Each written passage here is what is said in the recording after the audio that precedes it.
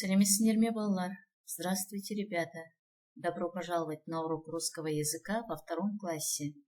Урок номер 28. Тема «Зима». Мы продолжаем изучение раздела «Времена года». Тема «Зима». Ты научишься составлять из слов предложения и высказывания по сюжетной картинке. Вспомнишь, как писать заглавную букву в именах. Задание номер 1. Послушайте текст. О чем он? Почему ребята решили построить снежный городок? Мәтінді тыңдаңдар. Ол не туралы? Неліктен балалар қар қалашығын салуға шешім қабылдады? Снежный городок. Қар қалашығы. В декабре выпало много снега.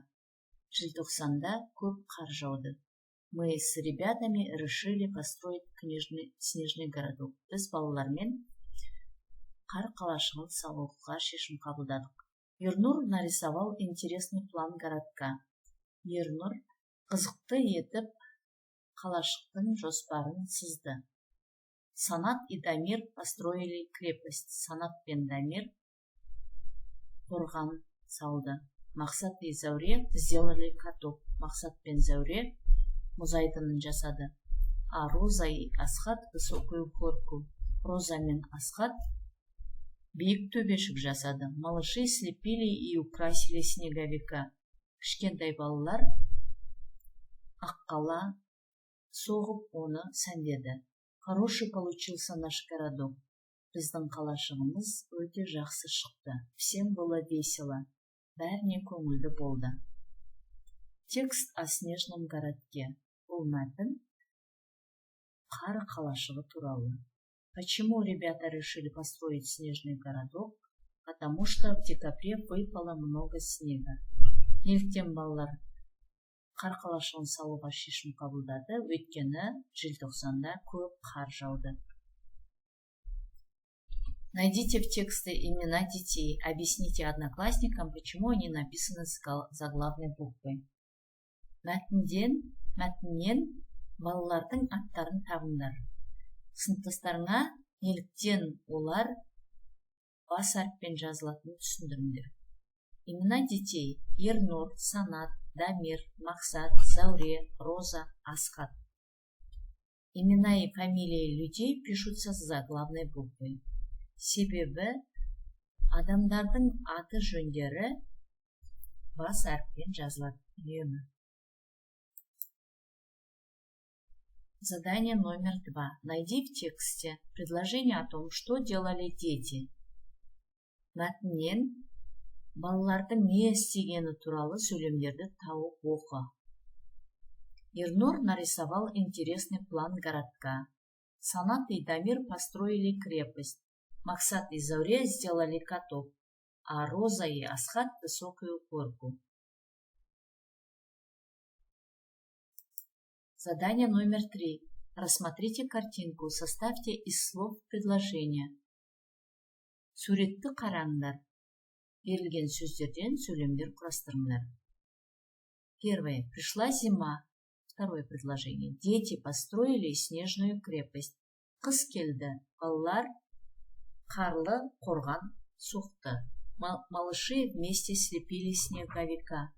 Кішкентай балалар бірге аққала жасады. Мальчики играли в снежки. Балалар қаратысып ойнады. Задание номер 4. Послушай слова, запомни. Сөздерді тыңда, есіңе сақта. Шуба, шуба, шуба. Тон. Куртка, куртка, куртка. Куртка немесе күрте деп айтылады. Шапка, шапка, шапка. Қалпақ. Варежки, варежки, варежки. Қолғап. Сапоги, сапоги, сапоги. Етік. Брюки, брюки, брюки. Шалбар. Зимняя одежда, зимняя одежда, зимняя одежда. Қысқы киім. Задание номер 5. Прочитайте, как правильно использовать притчи слова «надеть», «надевать», «одеть», «одевать». Осы сөздерді қалай дұрыс пайдалану керектігін оқы. Одеть кого?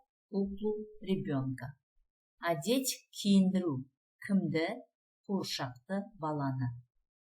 Надеть кию. Нені? Шалбарды, етікті.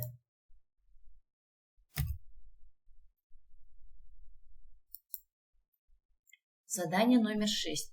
Выберите с одноклассником разные группы предложений.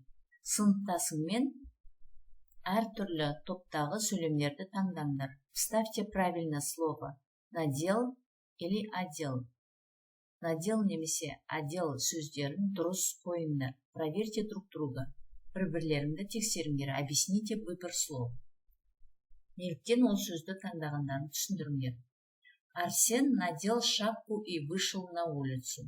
Арсен қалпағын киді де көшеге шықты. Дедушка одел внука в теплую шубку. Атасы немересінің жылы тонын киіндірді. Алия надела куртку, сапоги и взяла варежки.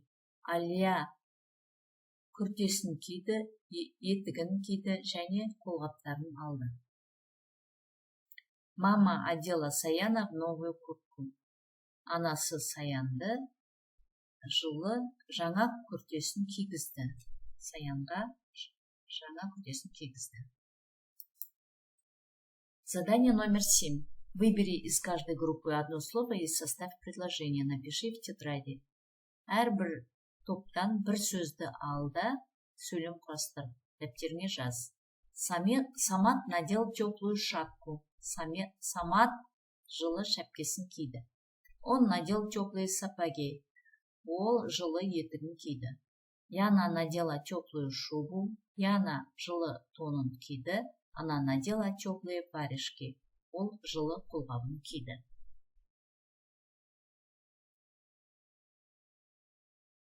Ребята, на этом мы закончили этот урок. Спасибо за урок. До свидания. До следующих встреч.